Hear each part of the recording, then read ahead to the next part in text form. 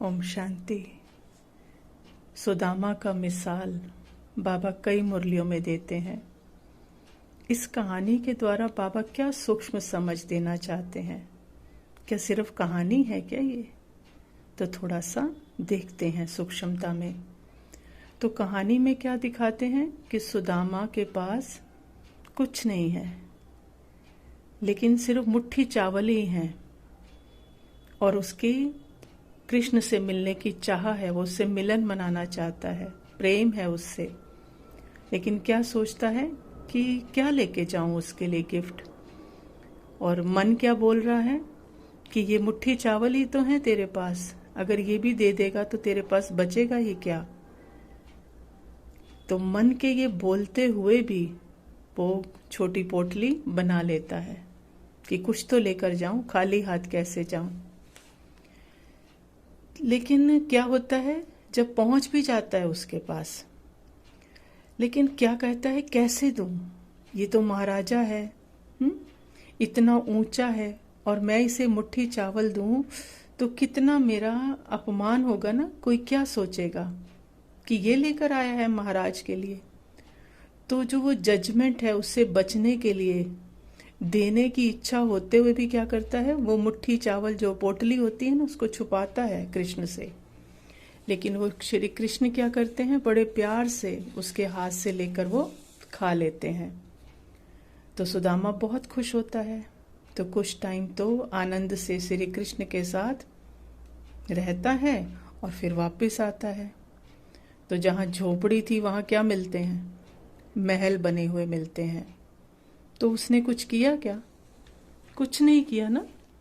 बस शुद्ध भाव से वो मुट्ठी चावल, कुछ नहीं था उसके पास जो वो अपने समझ रहा था, वो भी कृष्ण को अर्पण कर दिए।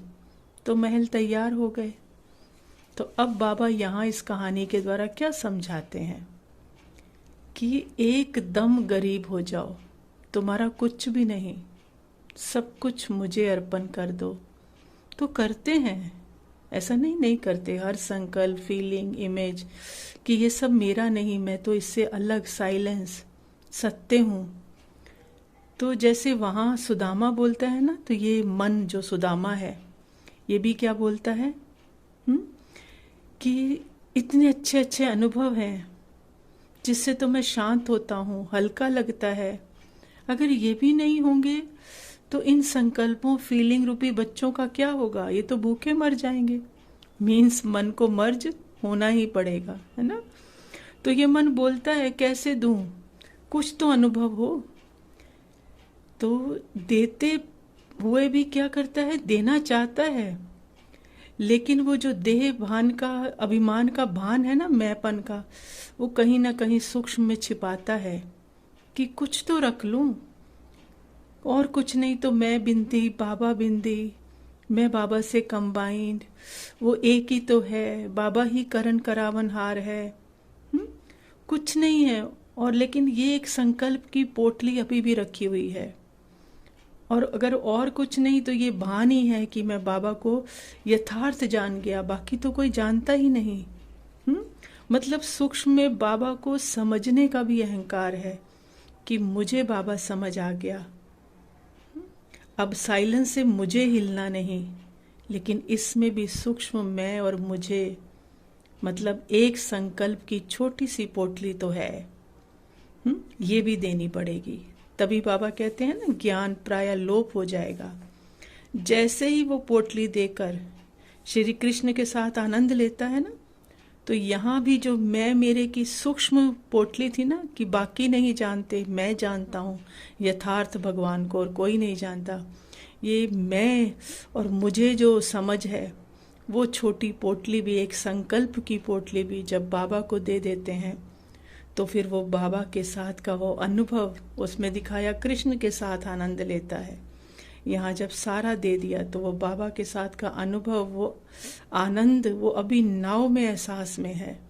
कौन सा अनुभव? वो अनुभवों से परे का अनुभव, जिसमें अब कोई अनुभव आए या ना आए कोई फर्क नहीं, अविद्या, एकदम खाली। तो सारे प्रश्न हल हो जाते हैं ना। माना प्रश्न न प्रश्न करने वाला, सत्य ही सबका हल है, तो ऑटोमेटिकली महल है ही, मिलने क्या है ही। प्रश्न और दुख कहाँ है? माइंड रूपी पोटली में ही तो छुपा के रखे हैं, कहीं सूक्ष्म में मैं।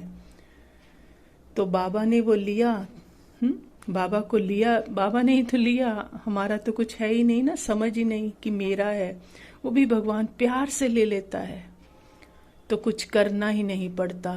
वो कहते हैं सुदामा मिसल, फिर सब अपने आप होते हैं, है ना। झोपड़ी की जगह महल बन गया, तो सब अपने आप होता है, करना नहीं है।